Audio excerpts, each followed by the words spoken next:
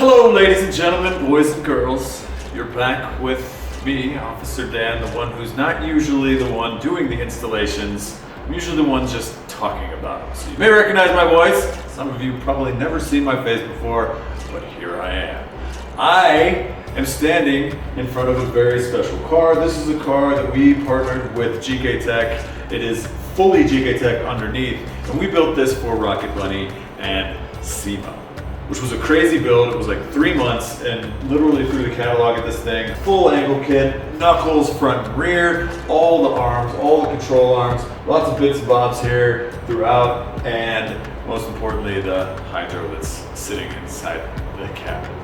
Now, while it does have a lot of really awesome parts on it, there's a brand new part from GKTech that hasn't been released yet. It's not on the website. We don't know anything about it, that we just got in a shipment from down under. And we're not here today to just talk about the looks of said part, but we're actually going to throw it onto this car, because this car, out of all of my Z's, is one that can actually use it. So, without further ado, let's take a look at the part. This is Lucas. Lucas is the general manager of GKTech USA. What's up, guys? What is this? So this here is cast aluminum diff cover. Has dual studs, everything you could ever want in an aftermarket diff cover. It comes fully loaded with all the accessories you need to install it. Fittings, oil drains, hardware. Ooh, one thing I see already is that it is dual stud, because Nissan thought one stud was appropriate. It's always better to go two. Look at that Stormtrooper looking thing. Got the nice Actually, that looks like C3PO. It's black. So, I think the biggest thing about this diff cover is we made the anodized ones. They were super expensive, like $850. There was a 2-year wait to get them. It was cost prohibitive, it was time prohibitive, they were really easy to damage in shipping. As cool as they look, I actually had one on my S13. They weren't like feasible from a business standpoint, but here we are with a cast version that includes most of the features of the billet one, and I don't know how much it's going to cost, but we're going to find that out as soon as it hits the website, but it is going to be significantly less. Still looks as cool, still functions as proper, still has baffling on the inside, still has the dual plugs, and yeah, this thing's looking fresh. Our little GKTech C3PO is going to go onto our C to Z. So let's get started with said installations.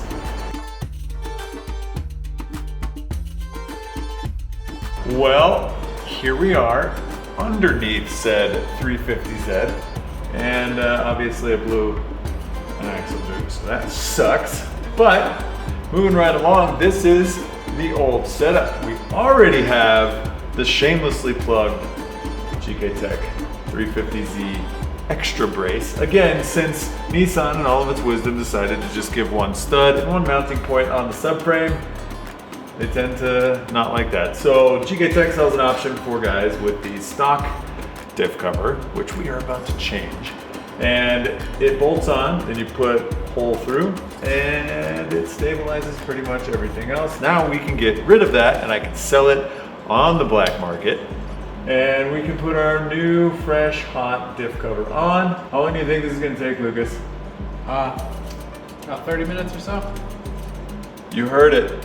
30 minutes. I seriously doubt that. Anyway, onwards and upwards. Out with the old, in with the new. Old, new. Old, new. It's definitely thick at the bottom. Got those fins, man. That's gonna help. These diffs like to get hot when you're doing some skids with the boys. This is actually really cool. I'm stoked on this. Alright, onwards and upwards.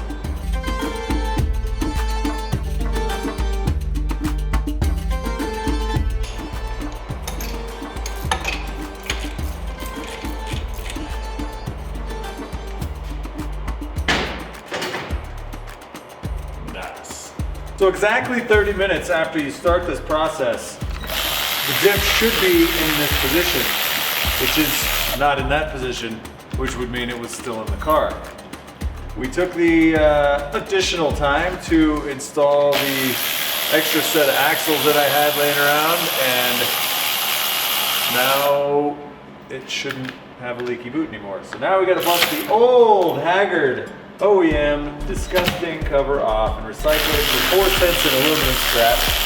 Now the only issue that we're going to run into is because I was using the GKTech additional diff brace, I am missing 2 bolts for this differential. So I am gonna have to figure out where to get a set of those or just cut those ones down. That is all yet to be determined. You gotta love the smell of diff oil. This stuff is relatively fresh too because I didn't do much driving in this car. Let's get over it. Oh yeah. Just a fresh, welded diff. You know, nothing but the best. Oh, we spill. That's what happens when you squish your container down. Well, that fluid looks really good though, because you can see the floor very well.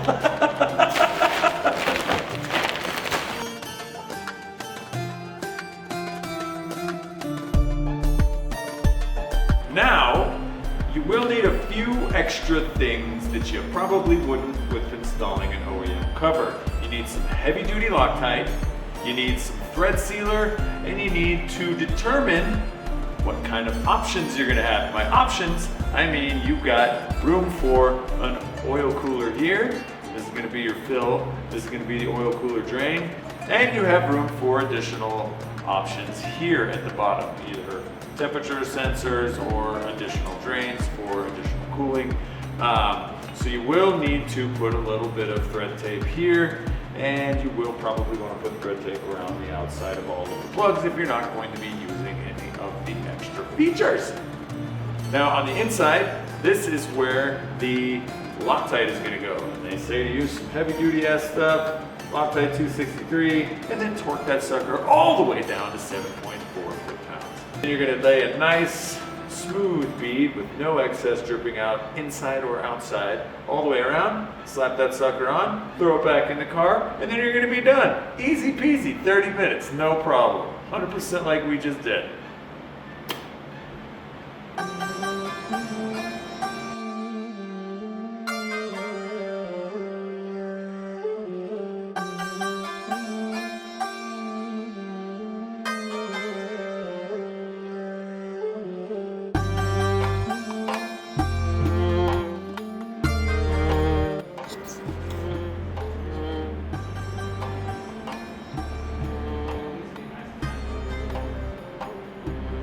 That thing is the OEM diff bush, and it is haggard AF. So since everything's out, now is the time to go ahead and install the GKTech diff bushing using our diff bushing removal tool. So fixing problems as they happen. Nice.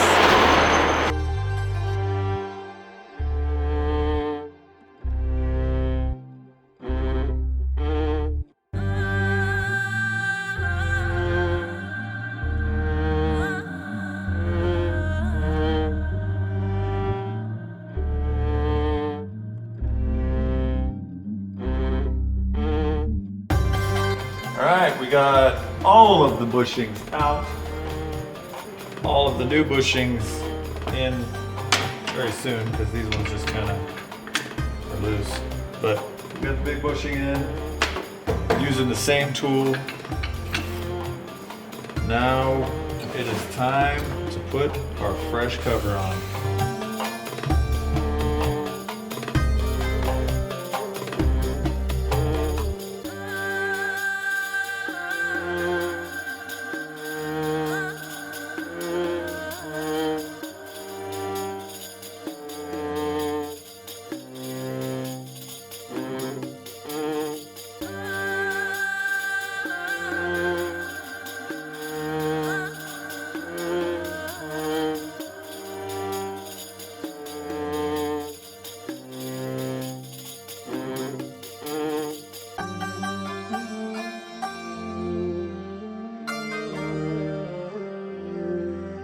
It is absolutely 155% not the next day.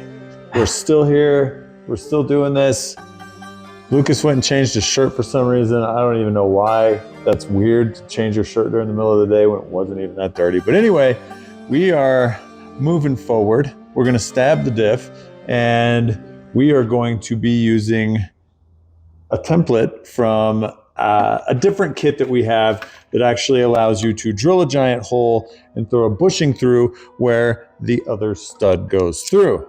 So let's get started with that. Sounds good. Okay, so using said template and a random bolt that fits in this hole, we put it like that. Then we're gonna go ahead and mark ourselves a little area. Go ahead and get our drill on. Allegedly. If that's in the wrong place, this is 100% on me, and I'm sorry in advance. And the reason, I guess I should put my head up here. You might not even be able to see me. Anyway, the reason why that is the way that it is, and it just doesn't go into the hole that's right here, is because it's meant to fit S chassis. It's meant to fit just forehead. That's fine. It'll be funny anyway. It's meant to fit S chassis, R chassis, and Z's. So we're trying to make the product as universal as possible, and this is the only way to do that. Allegedly.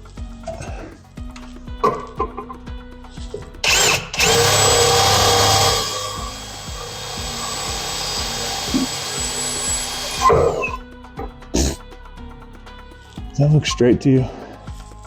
The drill looks pretty straight, yeah. Oh, no, it's not. Boy, that wants to walk.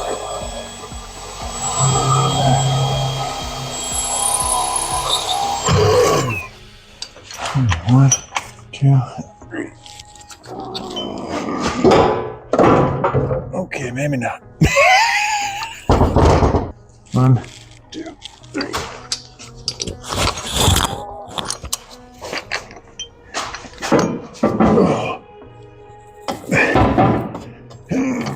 Where are we at? I can't see anything. Okay, one stud is in. Here, I'll hold it.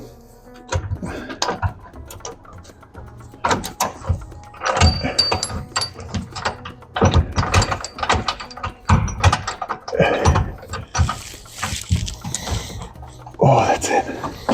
Okay. So now we have this, which replaces the stud that goes into the actual diff on the second hole. This goes in on this side of the subframe and then bolts everything together just like that. So if you do have a Z and you do want to use this, you do need to get this as well.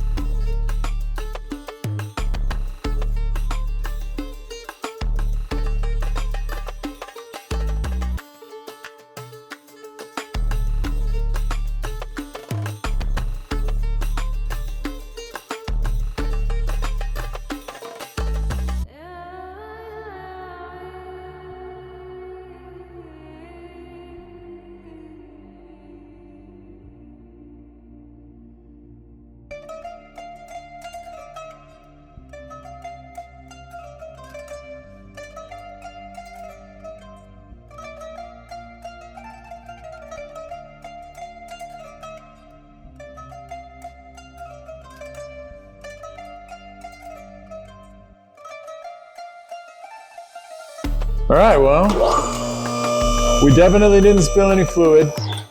We definitely didn't make any mistakes. We definitely didn't take 2 days to do the 30-minute job.